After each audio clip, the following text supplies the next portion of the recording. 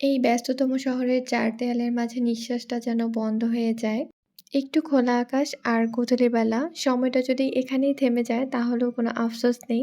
Hello guys, কেমন আছো তোমরা সবাই? আশা করি অনেক বেশি ভালো আছো। তো তোমাদের সাথে আমার গ্যালারি থাকা এই পুরনো ভিডিওটা আপলোড দিতে চলে আসলাম। তো ওইদিন হচ্ছে আমরা খাগড়ে গেছিলাম। আর তোমরা রংপুরে যারা থাকো তারা তো চিনে থাকবাই। আমি যতবারই এখানে যাই না কেন, এত বেশি ভালো লাগে মনে হয় যে আমি ১ম বার আসছি। আর চারিদিকের পরিবেশটা এত ফাঁকা থাকে। আমার না সিম্পল জিনিস অনেক পছন্দ। তো এই লোকেশনটা ঠিক তেমনই। তো আমরা ২ বোন মিলে অনেক ঘোরাঘুরি করছিলাম। এখানে যেহেতু আমরা বিকেলের দিকে গেছিলাম তো সন্ধ্যাও হয়ে আসছিল। আর পরে আমরা আবার পাশের পার্কটায় চলে যাই যেহেতু ওখানে নাস্তা করব। তো এই তো আমরা এখানে চলে আসি আর এখানে একটা নৌকা দাঁড়ানো থাকে। আমার না অনেক ইচ্ছা করতেছিল এখানে চড়ার, বাট বড় বোন সাথে থাকলে যাওয়া হয় আরকি। আমাকে মানা করতেছিল, "না, এখানে ওঠা যাবে না।" যেমন আমি আমার ছোট বোনকে শাসন করি, ঠিক তেমনি আমার বড় বোনও আমাকে শাসন করে। এখানে আমরা ২ বোনে মিলে এত বেশি গল্প করতেছিলাম যে ভিডিও করার কথা মনেও ছিল না। আমরা নাস্তা করে পরে বাসায় চলে যাই সন্ধ্যার দিকে।